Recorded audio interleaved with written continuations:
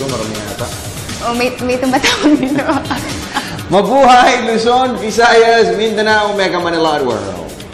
Ang labo. Ngayon po ay araw ng Martes, 13 ng Mayo, taong 2014. Sabi mo, wala nang banter, eh? Kung nagsisimula. Simula na po ng pagbabago. Ang kulit mo eh. Simula ng pagtahak sa tuwid na landas. Pero gusto ng mga viewers natin yun. Di ba? Samahan niyo po kami sa susunod na isang oras dito po sa inyong alternatibong newscast sa hapon. Ako po si Snow Badwa. Nagkamali ka pa. Siyempre sa amin kayo ang nasusunod sa mga balita. Dahil alam namin na kahit sa dyaryo, ito yung unang binubuklat. Ako naman po, si Meg Siozon. At ito po ang inyong paboritong PTV Sports. Sa ulo ng ating mga nagbabagang sports balita.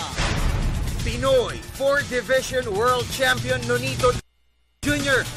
Doble kayod sa ensayo para sa title challenge kontra WBA Featherweight King Simpewe Vetyeka ng South Africa. San Mig Coffee Mixers at Talk and Text Tropan Texters mag-aagawan sa importanteng panalo sa Game 3 ng PBA Commissioners Cup Championship Series ngayong gabi. Road Bike Philippine star rider John Mark Galedo handang-handa na para sa title defense sa Pedal to the Meadow Cycling Challenge sa Hawaii sa susunod na linggo. Portland Trail Blazers umirit ng Game 5 sa Western Conference Semifinal Series kontra top seed San Antonio Spurs. At veteran Mike Brown muling sinibak sa pwesto bilang head coach ng Cleveland Cavaliers.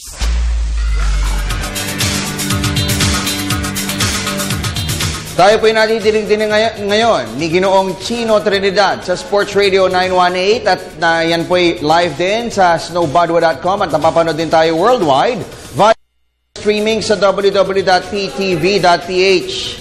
Narito po ang ating tampok na balita sa araw na ito.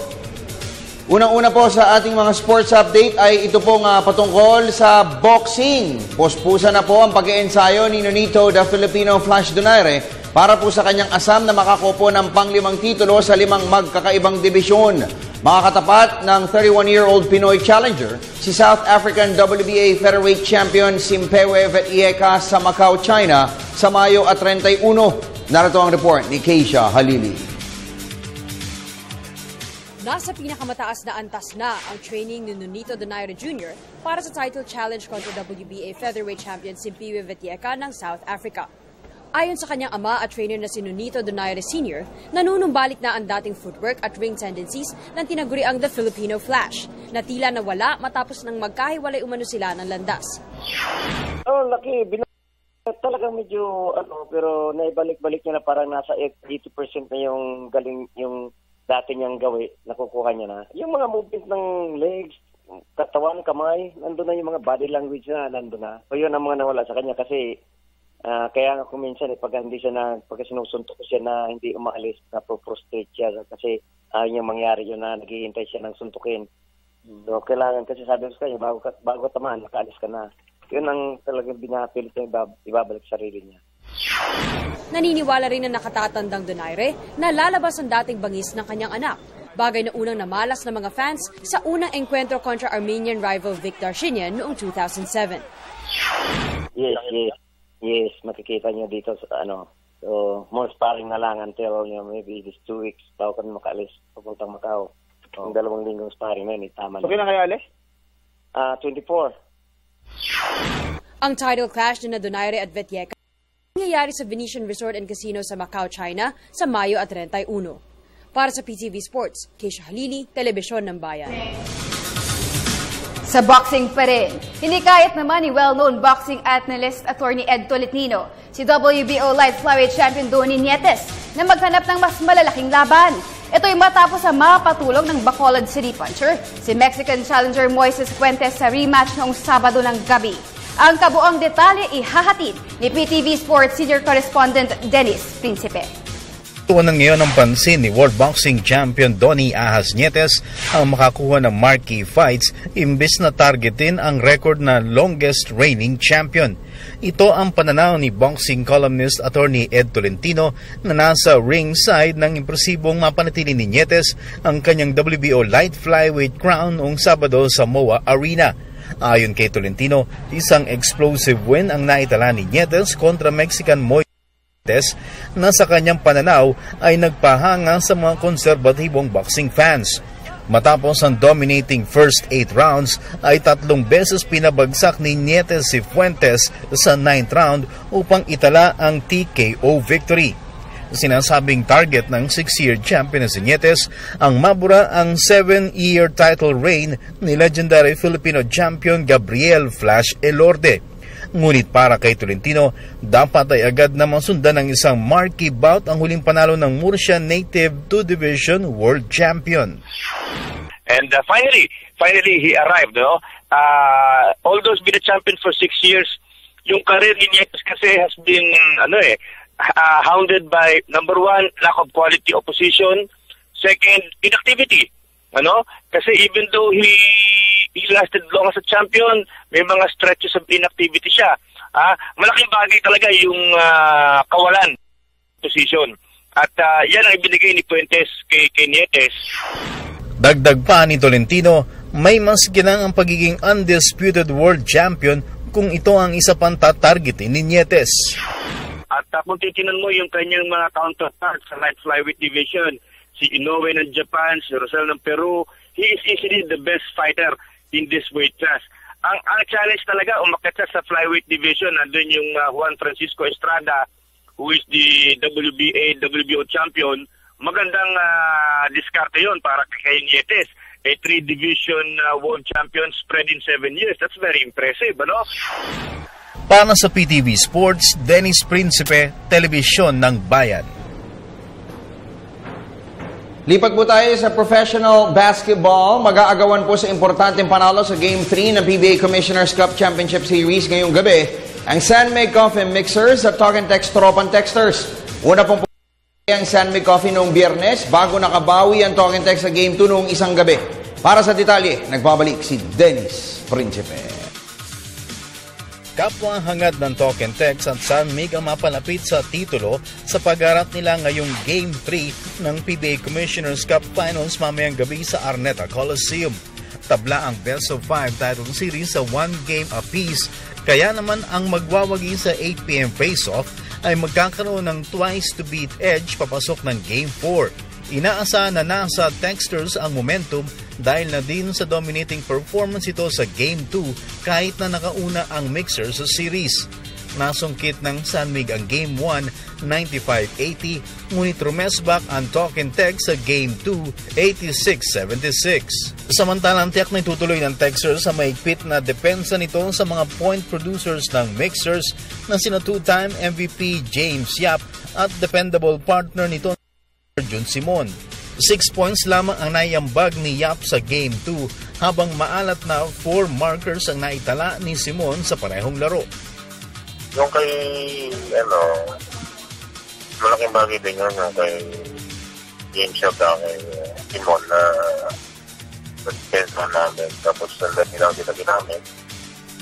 Malaking bagay din yan kasi sila naman talaga yung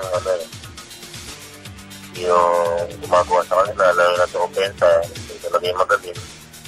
At hindi naman siya yung kailangang depensahan kasi sinabaroka, yan. Saka yung mga ito pa. Siyempre, lalo na yung import nila, malakas. Para sa PTV Sports, Dennis Principe, Telebisyon ng Bayan. Samantala, malalaman na ngayong gabi kung sino ang tatanghaling best player of the conference ng PBA Commissioner's Cup. At kabilang sa mga top contenders para sa parangal ay sina Jason Ranidel de Ocampo, si Taulava, Arwin Santos at Gary David. May report si Sports Radio Senior Correspondent Cecil Kimla. Kapwa aminado sina San Miguel Beers Slatman, Arwin Santos at Talk and Text Tropang Texters forward Ranidel de Ocampo na isa si Air 21 Express Veteran Center Asi Taulava sa mga threats sa labanan para sa Best Player of the Conference Honors ng PBA Commissioner's Cup. Sina Santos at De Ocampo ay parehong contenders para sa nasabing parangal. Pero yung Asi pare, bet mo rin. Oo, pwede rin, no. Deserving din si Asi. Bakit? Hindi, siyempre naman, kumbaga, ganda rin ang pinapakita niya. Tapos na kahit pa paano, sa tagal ng panahon, nadala niya sa semis yung Mr. 21. Umabot siya ng semis eh. Pwede eh. Nadala niya yung team niya eh. Sa semis. Mas maganda sana kung nadala niya. Kung umabot siya ng final, sure na siya. Hindi kasi nanggaling sila sa number 7 eh. Kaya medyo ano eh. Kaya medyo malayo yung tinahak nila eh. Pinuri din ng dalawang renewed dedication sa laro ng 41-year-old Phil Tongan Slatman, bagay na isa umanong magandang inspirasyon para sa younger batch of players. Kasi he's 42 years old, nagagawa pa rin niya yung trabaho niya as big man. So magandang inspirasyon sa mga bata, no? Para mag-strive. Oo, yun. Pwede nibigay din kaya. Oo, malaking bagay yung hard work niya, pag yung kahit training siya ng training, may mga extra workout siyang ginagawa. Malaking bagay yun, nalalaman ng mga bata. Bukod kina Taulaba, Santos at De Ocampo, ang dalawa pang prime candidates para Player of the Conference Award ay sina Jason Castro at Gary David. Para sa PTV Sports, Cecil Kimlat, Sports Radio 918. Sa PBA pa rin, nadagdagan po ang mga observers at fans na hindi sumasang-ayon sa plano ng Kia Motors na iparada sa papasok na season ng PBA si boxing superstar Manny Pacquiao. Sa pinakahuli pong mini-survey na isinagawa ng PTV Sports, maging si veteran sports columnist Chino Trinidad na nakikinig po ngayon ay nagpahayag na rin ng disgusto sa balak ni Pacquiao na pasukin na ang mundo ng professional basketball. Narito ang report ni Kid Bernabe Abay-Abay ng Laguna State Polytechnic University. Tila napapasok na ang Columbia Motors sa kanilang plano na akayin si Manny Pacquiao sa kanilang maiden season sa PBA. Ito'y dahil sa ikalawang pagkakataon, muling umani ng batikos mula sa mga fans. Ang balak ni Pacquiao na sumubok ng kariri sa professional basketball. Pag basketball si Pacquiao, parang hindi yata bagay. Bagay lang yata sa kanya yung bambuksing. Ako hindi. Kasi sa boxing talaga siya ang sport niya, hindi sa basketball. Kasi doon sa sumikat eh. Ang ano lang doon, yung ano sa kanya, yung sinasabi na mag-apply muna ng siguro yung pagkukoach niya. Kasi siyempre iba yung boxing, iba yung basketball. Sa katunayan, maging si Spin.ph sports columnist Chino Trinidad ay hindi rin sang-ayon sa akbang na ito ng Kia Motors. Hindi ko talaga maintindihan. If it were a publicity stunt, kung ito part of a grand plan to use Pacquiao for publicity, they've already achieved much, no? Dahil pinag-uusapan and everything. Ngayon, if it will translate to people buying their cars, I don't think Filipinos will buy lemons. Lemon na nga yung sasakyan. Lemon pa rin yung pag-discarte sa publicity. Talagang hindi uubra sa mundo ng sports ang sinasabing good and bad publicity is still publicity. Dahil malimit na mag-backfire ang negative publicity sa sports. Dito sa emergence of social media, baka hindi na applicable yung good publicity or bad publicity, still publicity. Matalino na ang tao eh. We have a discerning audience. Hindi katulad dati. Dati pwede, pag-uusapan. Pero yung publicity mo, if it's negative, iti-take ng mga bata. Hindi naman tanga yung mga yan, di ba? Anong ginawa nila? Yung mga people around Manny Pacquiao just made him a butt of jokes among those who understand how basketball is being played or how basketball was played before and how basketball should be played in the Philippines. Ito ang word of advice ko kay Pacquiao. Mag-boxing ka na lang. Ang Kia Motors ay isa sa 3 expansion teams na magde-debut sa papasok na 40th season ng PBA. Ang dalawang iba pa ay ang NLEX Road Warriors at Blackwater Sports. Para sa PBA, Kid Bernabe Abay-Abay, Laguna State Polytechnic University.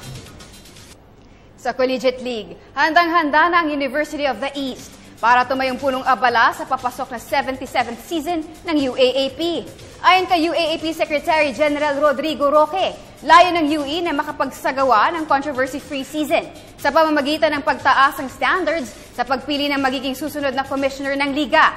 Kabilang sa nasa listahan ng ilang prominenteng alumni ng UE tulad ni na former Senator Robert Jaworski, former Barako Bull Energy coach Bong Ramos, Raider Shine Elasto Painters Chief Mentor Yang Yao, sports writer Chino Trinidad, at Season 72 Commissioner Joe Lipa. namin bilang isang host, siguro less controversies. We will try to conduct the games as smooth as possible to make it really success. Yun talaga kasi ang naghinder lang na yung controversies. Now we will try to lessen controversies talaga this time. Samantala, patuloy naman po ang build-up ng National University Lady Bulldogs para sa kanilang kampanya sa papasok na season ng UAAP. 3 pong top cage bells mula po sa katatapos sa palarong pambansa ang nadagdag sa roster ng Joseldo C. supported team na naghahangad na madumina ng mas mahabang panahon ang women's basketball competitions ng UAAP. May report si Ms. Nicole Ramos. Walang tigil sa massive recruitment program ang National University Lady Bulldogs. Ito'y para sa kanilang asam na makakopo ng kauna-unahang kampyonato sa women's basketball competitions ng UAAP.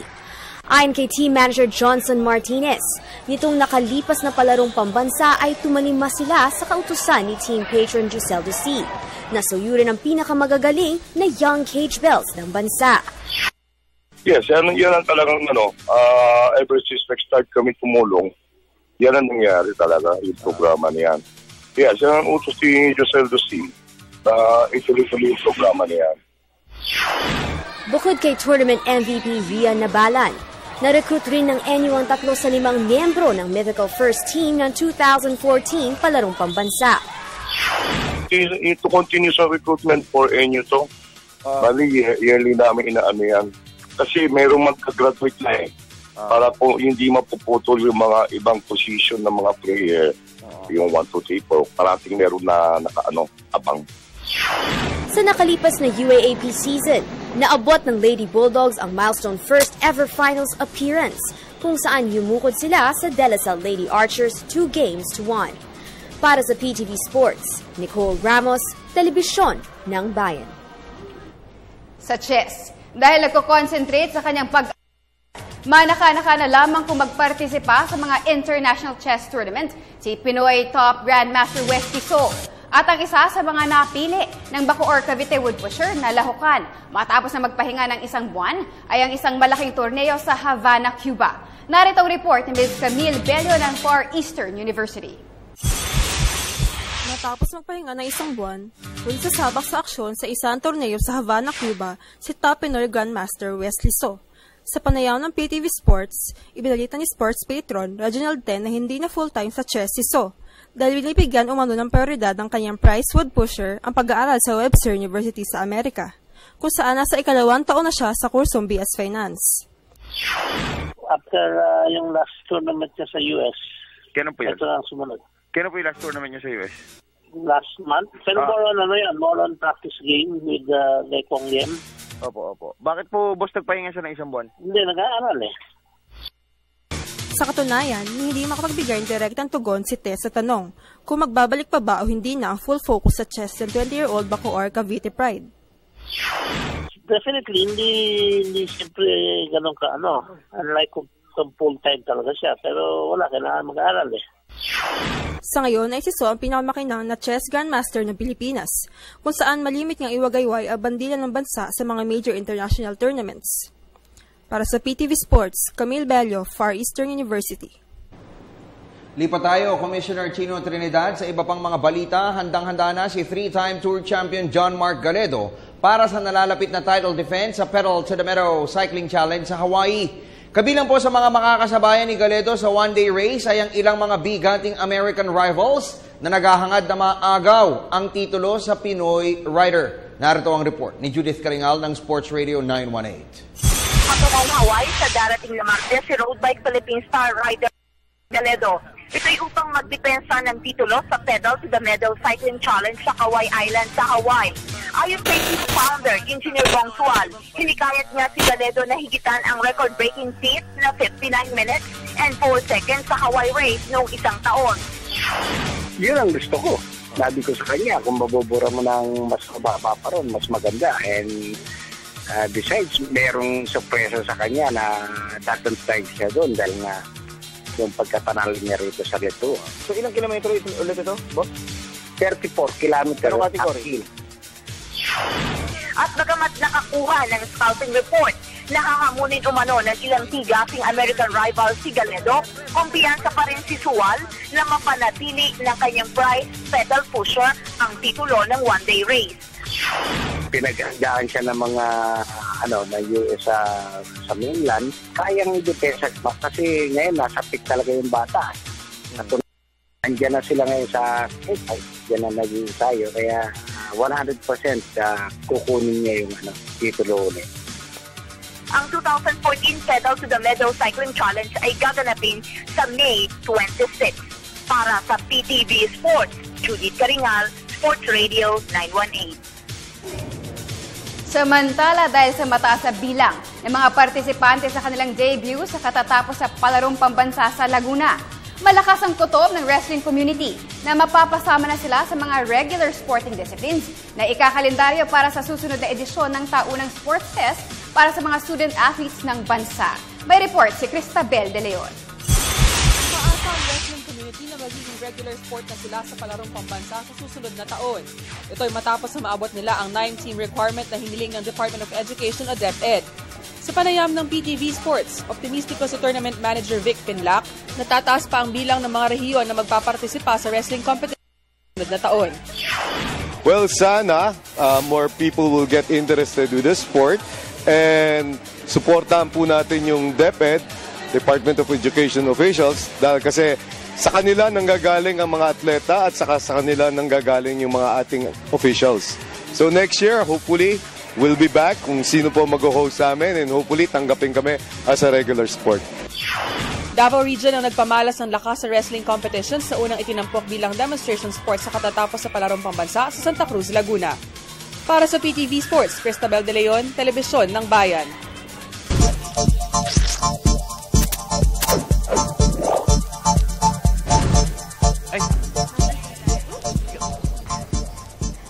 Babalik ang pinakamalawak na sports newscast sa bansa, ang PTV Sports. Welcome to iSports. I'm Nicole. Hi, Dennis. And I'm Dennis Principe. At hindi po ito bagong show. Kanina nakita niyo si Nicole. Si Meg at saka si Snow. Mamaya darating si Snow. He'll be back. Alam niyo naman. Meron nang ginagawa. Okay, so Nicole, paano? Alright, so kung gusto niyo sumali ngayong hapon sa aming kwentuhan, you only have to follow us at facebook.com/PTV4Sports or you can follow us at twitter.com/PTV4Sports.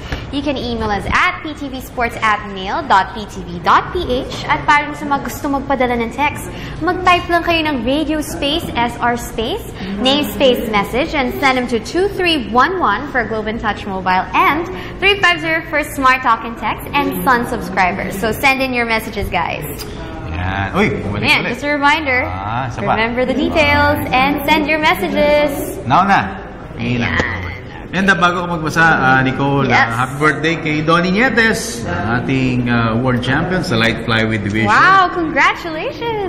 Dalawa na lang ating world champion ngayon Manny Pacquiao and Donnie Nietes. And by May 31, magigin tatlo yan. Wow! Si Nonito Donaire Jr. Exciting! He will be fighting Simpiwe Vetieka of South Africa sa Macau. Wow! Galing, yeah. And let's congratulate our winner also. He's here today, si RJ. He'll be receiving his shoes today from JC Antal. He's watching live right now. Tapos later, tatawagin namin siya dito kasama ni Snow. Diyan yung shoes niya, yun nasa box. Isang piraso raw muna. One shoe lang. Yung isa, to follow. To follow. Babalik po. Ayan. And naku, bad news, by the way.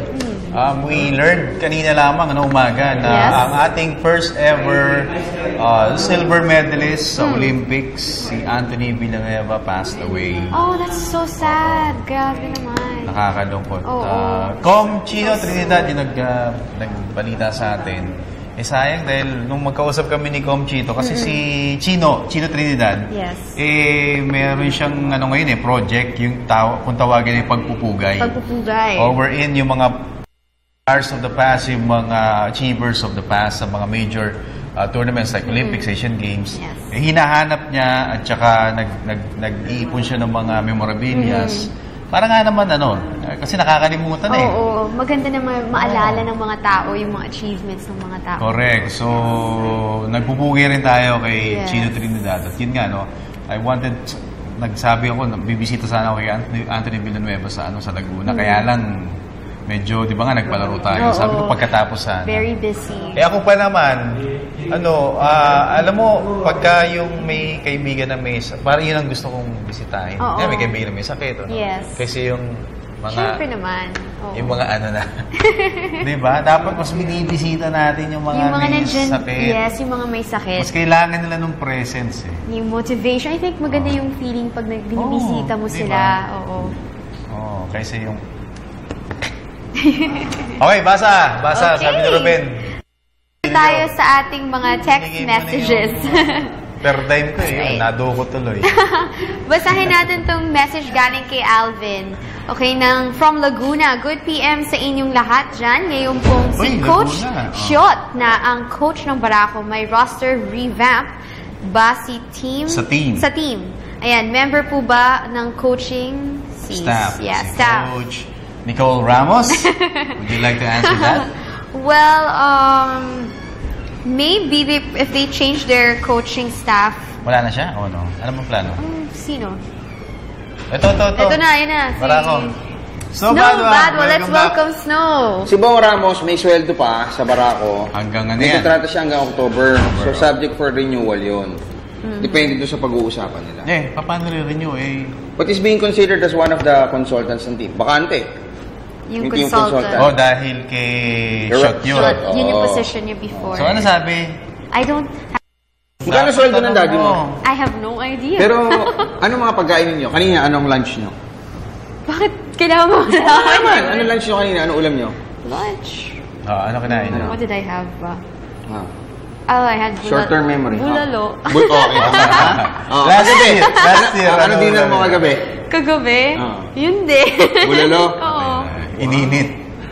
Ininit lang. Pangat na pala yung pangat Okay lang, bulalo naman Hindi naman ako choosy. Pag bulalo, init, masarap. It's still food. So, ibig sabihin, Brad, malaki sweldo ni Coach mo kasi bulalo.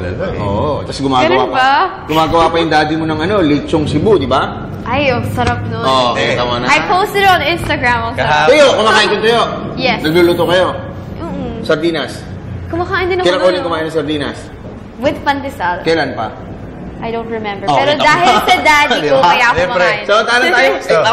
Ito, naalala mo kahapon kumain ka sardinas, di ba?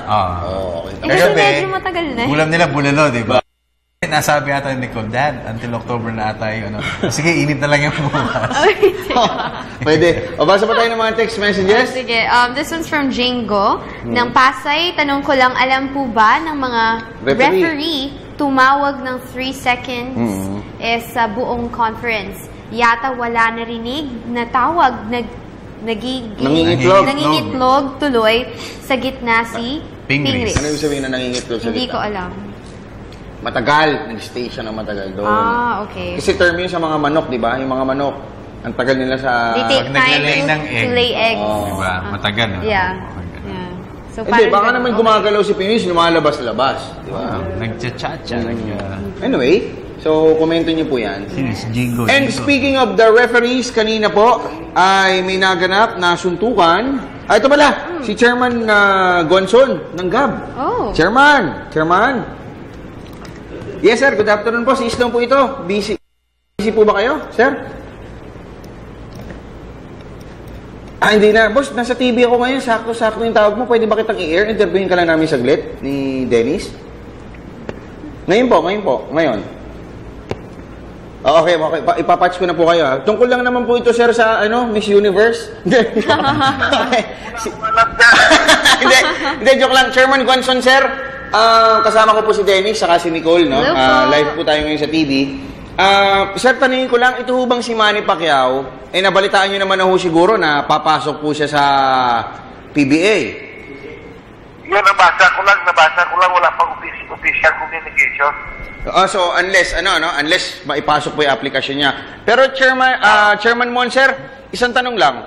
Pag ito hubang si Manny Pacquiao, nanuntok sa kasagsagan ng laro. Kasi kanina po, may mga suntukan na naganap sa PBA, mga tune-up Pwede ho ba siyang ma-revoke yung license niya?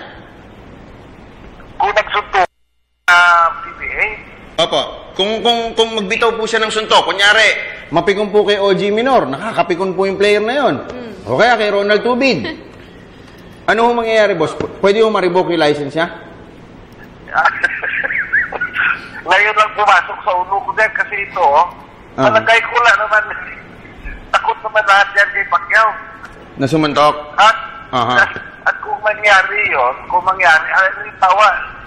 Palagay ko hindi mangyari yun. Yung almost impossible na mangyari yun. Kung mangyari yun, akin lang ito personal, personal. Sa PBA, disciplinary ng PBA yan. Po sa amin niya boxing, license, boxer, hindi namin ma-revoke yan. Ganun po. So, wala.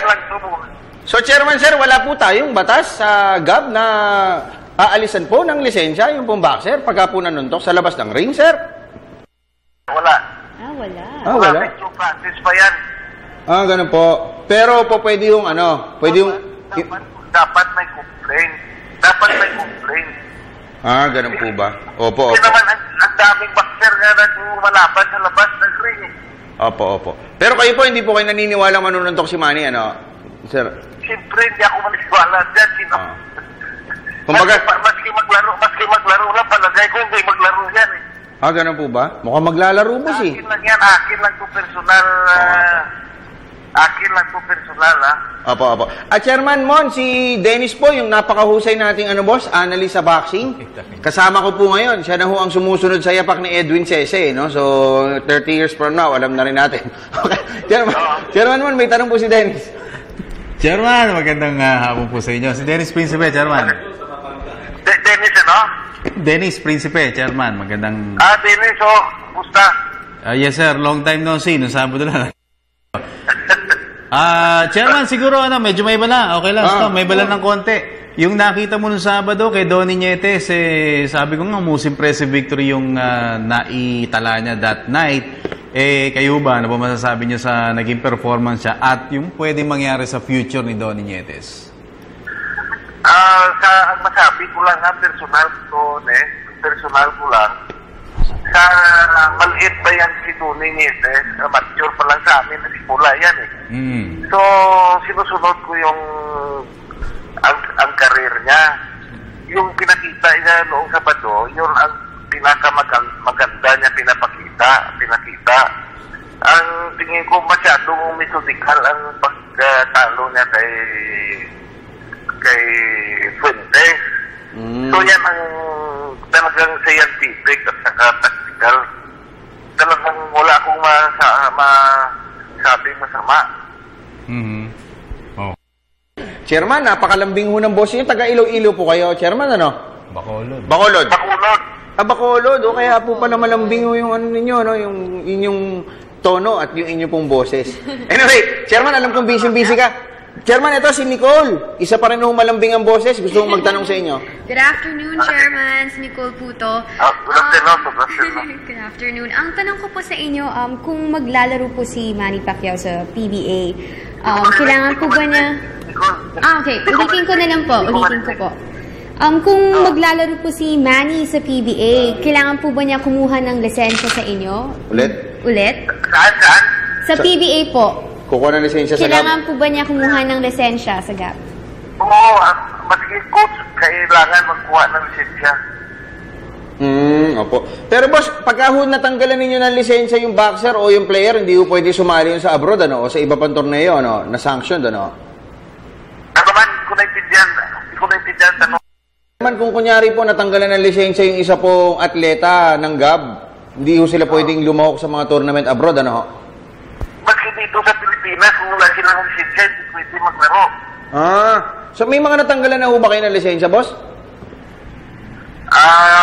Pambihira yun. Dapat may mga karamihan na tinatanggal namin ng lisensya, hindi sa misbehavior.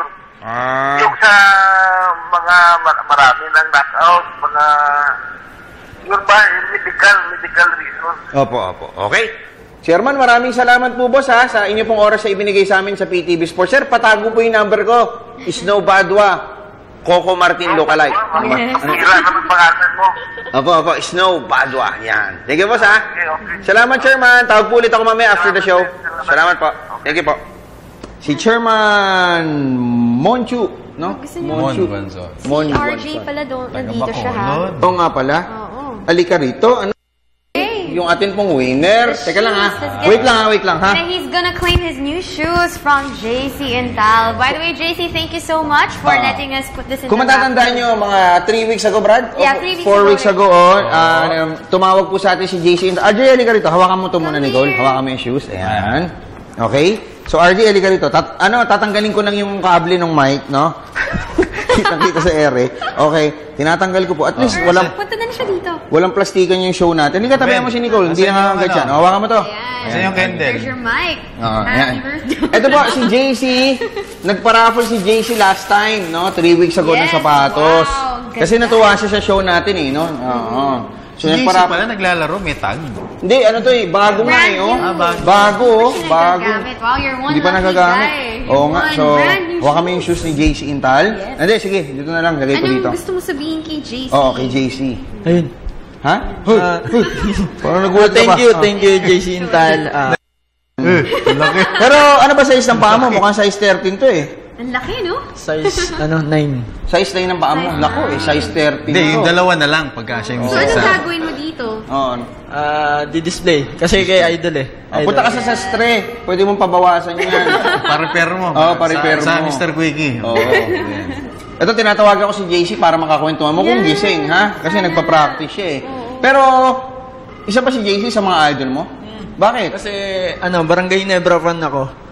So, yung galing siya sa Ginebra. Oo. Sa amin kasi, once a king, always a king, sabi ng mga... Sa fan ka ng Ginebra. Ginebra fan talaga. Paano sabi ni JC, syempre dapat suportahan mo, bara ako, babawiin ko yung sapatos. O, paano pa gano'n? Susuportahan mo siya. Suportahan mo pa niya siya.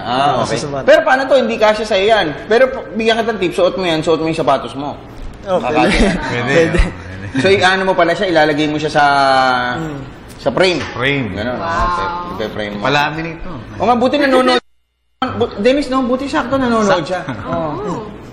Paano mo natsambahan yun? Hindi, lagi kasi ako nanonood ng Ang PTV? Ang PTV. Sino favorite mo dito? Lahat ka. Ikaw. Yeah. Sino ayaw mo? Sino ayaw mo? Baka magalit. Si Meg. Joke lang. Si Meg, no? Diba yung si Meg, no? Okay. Laki ng Anyway, so salamat sa'yo, Brad. Batiin mo, RJ, yung mga kamag-anak. Saan ka? Taga Dasmariñas, Cavite po. Tama. Naku, sinamasahe ka pa. Magkano pa masahe mo pupunta rito? Siguro mga 300. Naku. Sabi ko naman kasi sa'yo, i-email na lang namin. Ayaw mong pumayag. Scan na nga lang sana. Scan. Okay, batiin mo yung mga kamag-anak natin sa Dasmariñas. Binabati ko lahat ng kamag-anak ko, family ko, Tapawan family, Tropang 4 basketball team. Sige. Yung okay. Yung girlfriend ko nasa Taiwan ngayon. I love you, Charlene Doringo. And Doringo family. Gano'n nakatagal sa Taiwan yung girlfriend mo? 1 year pa lang. Ang ganda doon, nagpunta ka. Hindi pa eh. Galing siya ron eh. Pero kunyari yan, yung girlfriend mo nasa Taiwan, pero nakakita ka ng mga magaganda tulad ni Nicole tsaka si Meg. Hindi ka na attract, gano'n? Hindi, nagagandahan pero mahal ko talaga yung girlfriend mo. Yan, gano'n ka mahal? Walang mag-propose ka na rin ngayon. Sapatos ka na, Hindi, Brad, pagdating daw sa airport. Pagdating sa airport, mag-propose ka na kasi may sapatos ka na. Parang yung idol mo. Oo, pwede mo ibenta to, 7,995. Brad, City Gas. 2 gives. Pwede yan, 2 gives. Okay, anyway, salamat sa'yo, RJ. Congratulations, ha? Thank you, RJ. So, Dennis, tulungan naman natin siya yung pamasahe.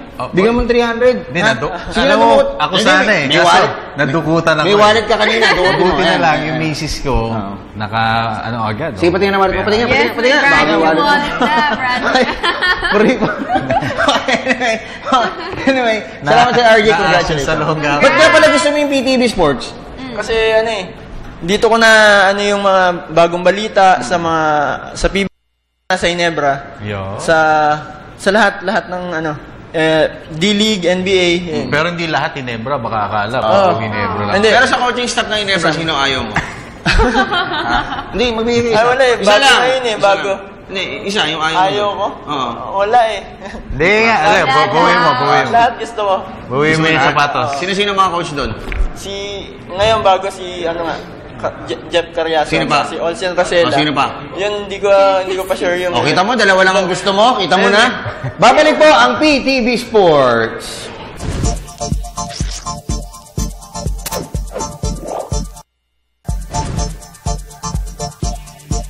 Okay. So medyo kinapos na po tayo ng oras. Alas 6:13 na. Ano oras na ba? Past 6 na, 6:40. 5:59 na sa minuto na lang dito. Okay. Okay, anyway. So magpaalam na ho tayo ng masinsinan sa ating mga televiewers. Yung mga hindi ho namin nabasa namin sa pasensya na ho kayo, pero gagawin ho namin basis siya ng aming mga sports stories sa mga susunod na araw. Dennis? My wife Queenie, thank you very much. Bago na naman yung wallet ko. Kaya. Yes. Wala mo ulit, sabi. Hindi na wala, nadukot. Okay. Asyong salongga ako dun sa ano. And Zian, hi, Zoe, Pero natawa ko sa Santa Cruz, nilulusob tayo ng mga fans. No? Ikaw lang. Ikaw, Meg. Sa ako, ibang lusob sa akin. Meg. Thank you, Live, Love, Pray, Fitness Wear, Pinch Penny Fashion Wear, Street Couture, Mr. Rudy of Hookup Watches, The Other Place Restaurant, Mr. Amis naman ng Amazing Playground, Sir Diseldosi Forever Belena, Dean Grace Pharmacy, Dr. MJ Tarzan Zen Institute, Frank Marcel Graphics, and My Jewelry Box. Bunso, Sian, Nicole. Thank you again, Mr. Giseldo C. for our makeup from Ever Belena. Thank you, Sir Mike from Street Couture for outfits. Thank you, Mr. Amiston for amazing player jackets and shirts. Thank you, Mom, Lola, and my sister and my dad. I love you guys. And I want to greet my best friend, May Karis. Happy birthday. Ako naman.